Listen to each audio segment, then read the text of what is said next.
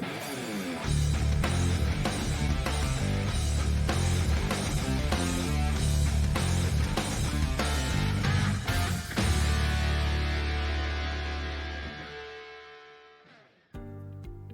you've been thinking about buying your first investment property, but you keep hesitating because you don't want to make a costly mistake, this episode is for you.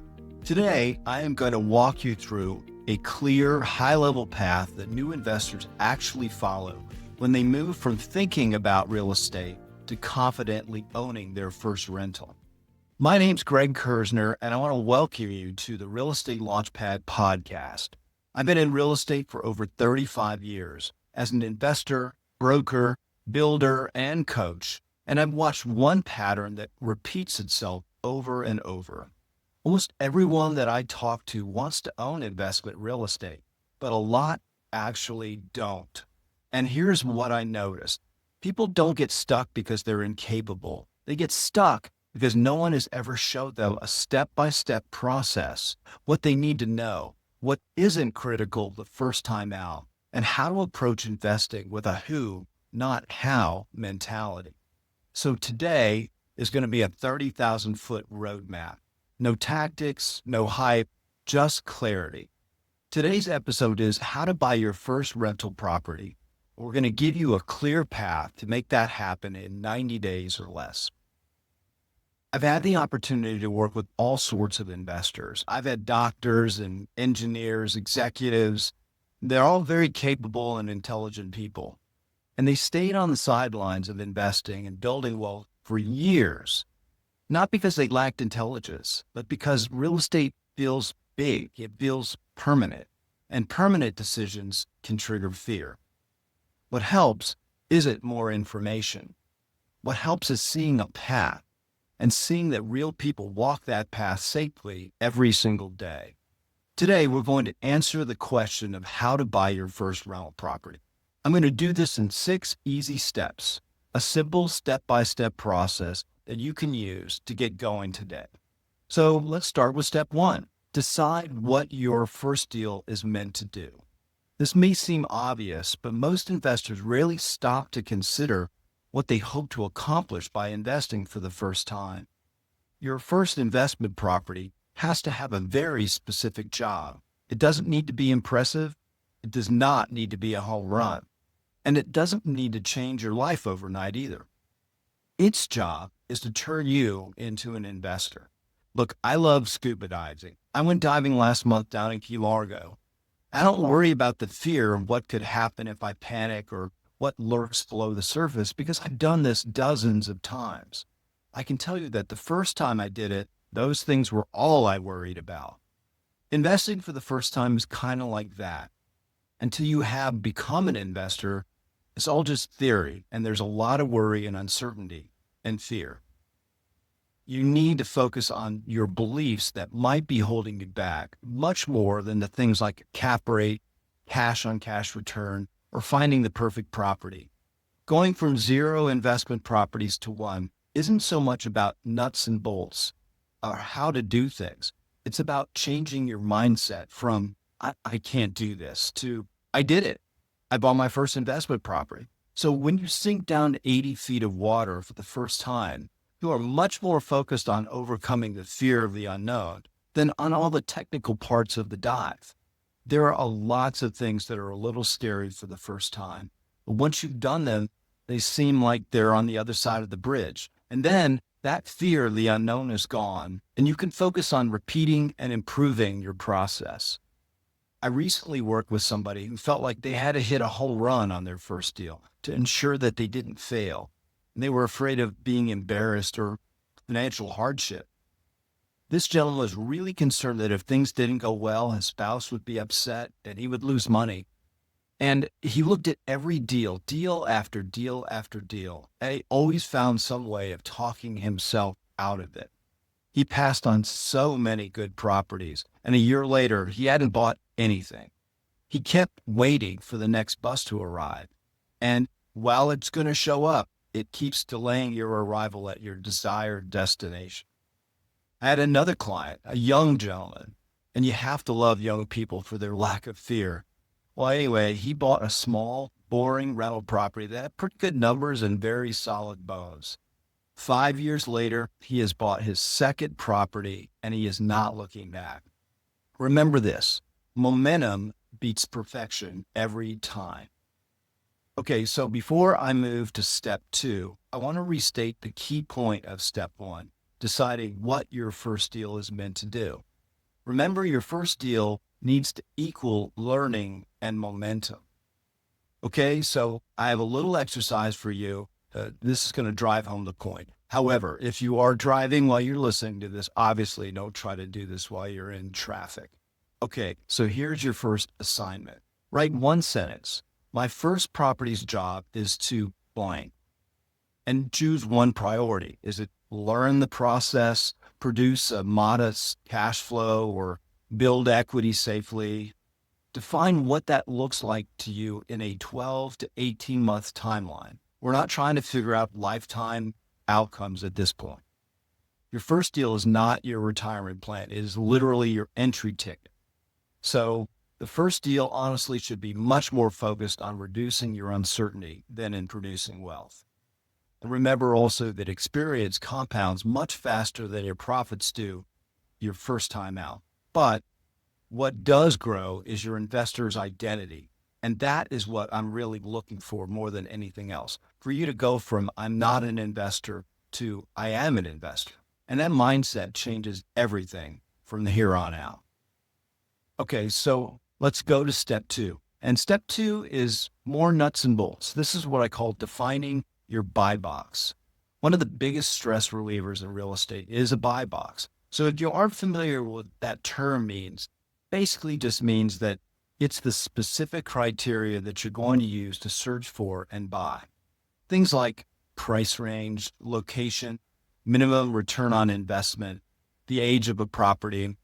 Is it a single family home or a multifamily property? The condition, all of that kind of stuff.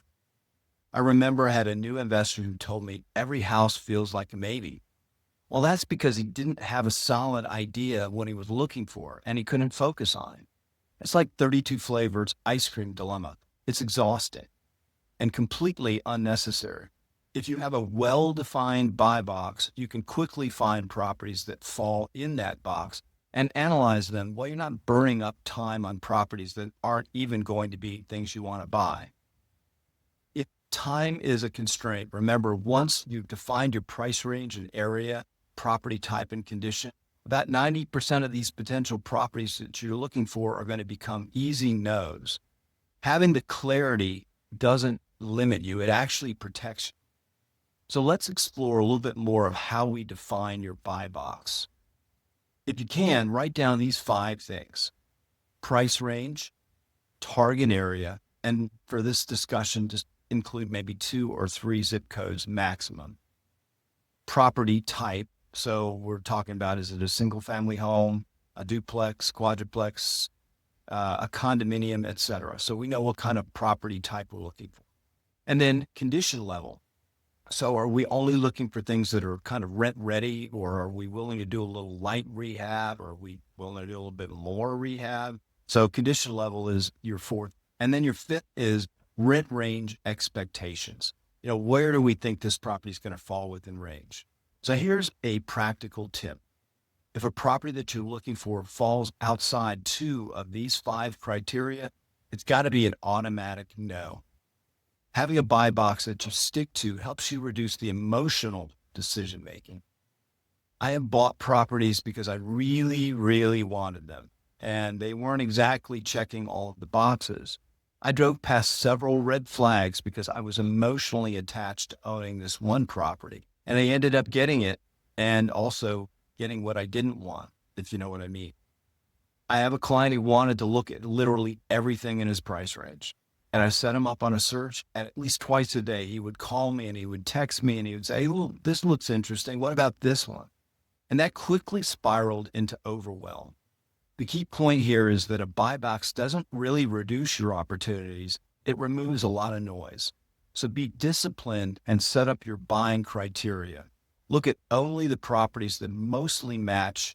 And if you can't find anything that works, Slowly and deliberately expand your buy box until you do find opportunities. Okay, we've covered why you are buying and using a buy box to narrow down your options. So next, let's go to step 3, and that's about getting funding clarity. Unless you're going to buy a property investment with cash and you have that sitting in the bank or a HELOC or some other funding that isn't tied to a mortgage, you're going to need a loan when you purchase. I've seen people that look at dozens of properties before they even talk to a lender. And that is actually the complete opposite approach than what you should be doing. You really need to have your funding set up and in hand, or at the very least, a pre-approval or a clear idea of what you can afford and the costs of that funding before you really start looking in earnest.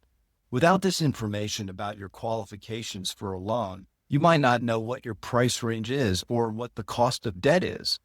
A perfect example, I had a client who felt very confident that he could get any loan he wanted. And when the time came, it would be really quick and easy. So we went out and looked at properties, and then he found one. He fell in love with this deal, and only to realize that the agent that was representing this seller wouldn't even entertain an offer without verifying his finance. It was a weekend and he couldn't get a hold of his lender and get pre-approved in time. And unfortunately, the house sold to somebody else who already had that in hand.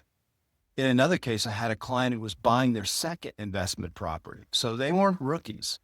And this house needed a lot more work than the original home that they bought. But since they had already purchased an investment property, they thought, well, buying the second one is going to be a lot like buying the first one with the typical loan that we got. Well, what they found out was that this home, based on its condition, really wasn't going to be financeable with that conventional finance. So they ended up scrambling around to try to find alternative financing at the very last minute. That created a lot of stress and angst that didn't need to happen. Those were good learning lessons for both of these investors. Once they understood the funding options and the need to have that part handled, their decisions became calmer and faster. So starting out, you don't need to have every loan option. You just need to know which lane you're in. So to hammer this point home again, get your funding clarity early. Before we move to step 4, building your team of professionals, I want you to reach out to one lender this week. And by the way, your lender is one of your key team members, so you're not jumping ahead. Ask if they are investor friendly. And if not, see if they can refer you to somebody who is. Here are the 4 things to ask them once they have given you the information or taken your application. What is my price range? What can I qualify for? What expected down payment am I going to need to come up with in cash? Can you give me an idea what my expected closing costs are going to be? And finally, what are the specific rental property loan requirements if they're different than kind of typical owner-occupant home requirements? This is where most capable people start to slow down. This is one of those very first points in this goal and future vision that turns into reality that a lot of people hesitate on, the applying for financing stage. It just seems like this is one of those blockers that people go from the theory of investing to the reality of it and pause. So I want you to put your mind at ease and remember that investors do not need to have perfect credit. You don't need to have huge capital, money in the bank. Most people are much closer to investing and having what they need to invest than they think. And remember that if you apply for a loan and then you end up not going through with it, there's very little impact to applying. At most, maybe 2 or 3 points off your credit score for the credit pull. That's it. So don't let that be the blocker that keeps you on the sidelines. In my prior story, I mentioned that there was a buyer who got attached to this house before he nailed it down. I had another investor who followed the process. He got clear on what he could afford, what his costs were going to be, and came equipped with that information so that every property that he looked at, he knew right away if he could get it, if he could finance it, if it was going to work for him. That gave him a calm and a decision-making that made all of this very easy. Okay, so I'm going to take a quick break. When we come back, I want to dive into step 4, building your real estate investing team. Okay, Now let's get into who, not how portion of the podcast. So step 4 is about building out your investor professionals team. We do this before you go shopping. Real estate investing, remember, does not start by a search on Zillow. It starts with putting together your team, building your people.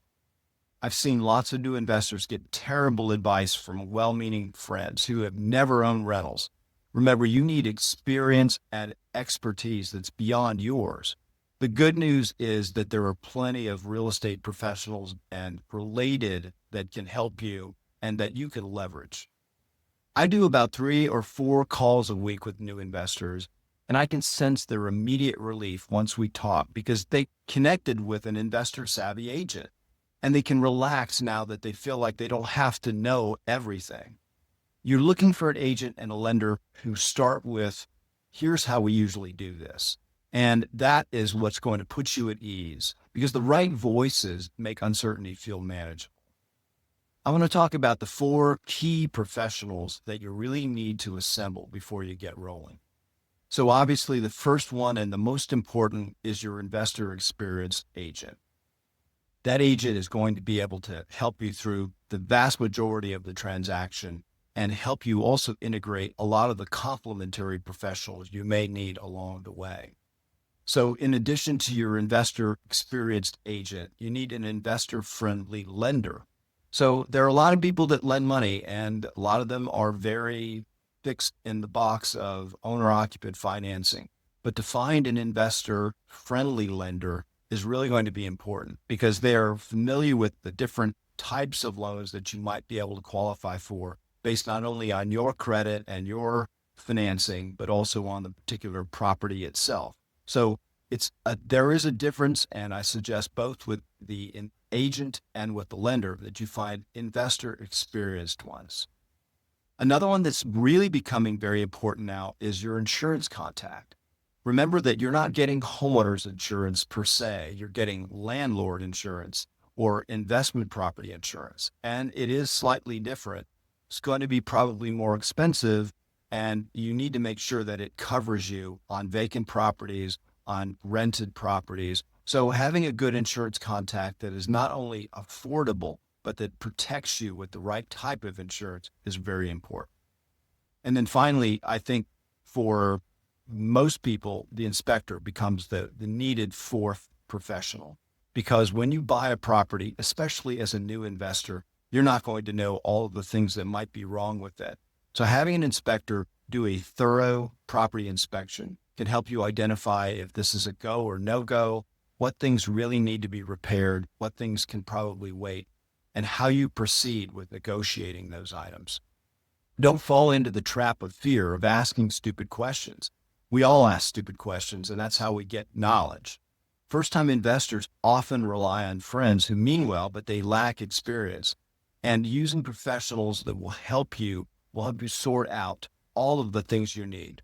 Remember, these professionals generally are going to earn some kind of compensation through your transaction, whether it's a brokerage fee, whether it's a lending fee, a fee to prepare the property inspection, etc. So don't feel bad about leveraging them. Remember this key point. Real estate is a team sport, even for small investors. Often, if you find an investor savvy agent first, they can connect you with a lot of their go-to team members. They have lenders and inspectors, contractors, lots of others that they can help pass along to you and you can use. If you have only one team member to start with, your agent needs to be that one team member. All right. Once we have the team built, now we're ready to start looking at opportunities. And that's when we arrive at step 5, how to filter deals instead of overanalyze. One of the most common fears that all investors have, not just the new ones, is buying the wrong property. To prevent this, experienced investors don't predict, they filter. What do I mean by that? Well, I've watched new investors talk themselves out of solid deals just because they are searching for the certainty instead of the safety. Ask yourself or your agent these questions. Do I think I can rent this quickly? Does my payment of the loan and my operating expenses roughly work with my conservative rent estimate? Is the repair scope understandable and affordable? And would a typical renter want to rent this property? Early investing is probability management, not perfection. Remember this, filtering protects you against analysis paralysis. Remember that you'll have to make decisions without complete information. It is so tempting to be too cautious, and by sticking to your buy box and filtering, you'll balance that fear of screwing up with your need to take the action and get going. Set up a set of filters and ask yourself on each property that you evaluate if they check the box. Don't overthink these and don't ignore them. If they allow your property to make it through the filter, you should pursue it. Here's the best takeaway for this. Don't try to predict the future. Use your filtering and your team's input to avoid any obvious mistakes. Okay, so we finally arrived at the last step for today, and that is step 6, trust the process, not the emotion. So if you made it to this point, you pushed through the first big hurdle, which is applying for financing. And the second, equally as big hurdle, connecting with professionals to help you accomplish the mission. Now, the real friction point tends to appear, and this is the moment that a lot of people turn sideways on. That's making the offer. It's very emotional for almost everybody. I've had clients tell me that their heart was racing when they hit the send button. But here's what matters. Offers don't lock you in. The inspections protect you. Due diligence gives you exits. Confidence does not come from fearlessness. It comes from understanding the process and navigating through it. There are several guide rails that you and your agent can build in to protect you once you make the offer and hopefully negotiate it to acceptance. First, you'll likely need to have contingencies. So what are contingencies? Well, those are things that if you don't clear them, your contract terminates. So inspection is obviously one contingency. If you do an inspection and you don't like the results, you can terminate the agreement. Financing is a contingency. If for some reason after you've pre-approved, the lender decides you're not a good risk or they won't make the loan, then you can get out of the contract because you can't arrange financing. Due diligence is the big one, and that's where you have the ability and the right to inspect the property and do all kinds of research about it. Check the HOA, check with the city, zoning, all of the things that you need to do to make sure that the property checks the boxes. One very important one is, are there any HOA restrictions preventing me from renting this property if I wanted to rent it? The ability to negotiate these gives you that out. So if you can't negotiate things after your inspection or things that pop up on due diligence, then you can terminate your agreement. If you think about it like this, offers begin the conversation. They don't finalize your commitment. I have a short listener exercise. Write this down. My job is not to eliminate fear. My job is to follow the process. I cannot tell you the number of times that I've had a new investor look at me at some point in this process and ask me, is this a good deal? Am I making the right decision? I want to suggest that you need to really seriously lean on your team of professionals for advice and counsel. They have been there and done that, and they can answer your questions, address your concerns, and hopefully put your mind at ease. So lean on them. Okay, so before we wrap up today, I thought it would be fun to do a quick timeline exercise to show you what your first 60 days usually looks like as a new investor. And in our typical schedule in our Launchpad coaching program, we go weeks 1 and 2 about clarity and lender conversation. So that's our focus. Get clear on what you want, get clear in your buy box, and reach out and get that lender conversation going. Weeks 2 to 4 is about refining the buy box, building our team, and locking our financing down. Weeks 3 through 6 are about property review rhythm, just starting to look at deals and getting familiar with how to analyze. Weeks 4 through 8 are about when we first make offers. Now we've got some properties to look at. Now we're going to start making offers on them. And weeks 6 through 10 are about contract, inspections, closing, funding, and all the post-closing things that happen in weeks 11 and 12, leasing and management, and rinsing and repeating. Okay, so if you take nothing else from this episode away, remember this. People who succeed in real estate, they aren't braver than you, they're clear. They follow a path, they keep things simple as possible, and they don't try to do everything at once. If you're new to investing and trying to figure out where you are on this path, I've put together a short quiz that helps you identify exactly what's holding you back and what you need to do next. Go to kurznergroup.com and take this 45-second quiz. It's simple, it's easy, and you'll have that clarity.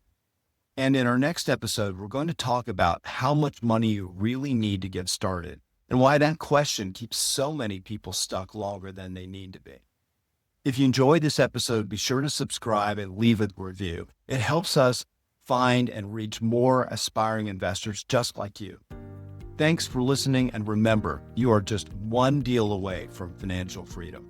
So if you're serious about taking action and making real estate work for you, tune into the Real Estate Launchpad podcast, where we help new and aspiring investors take off. I'm your host, Greg Kurzner, and I will see you next time. Remember to hit the subscribe button, and let's get started building your financial freedom, one deal at a time.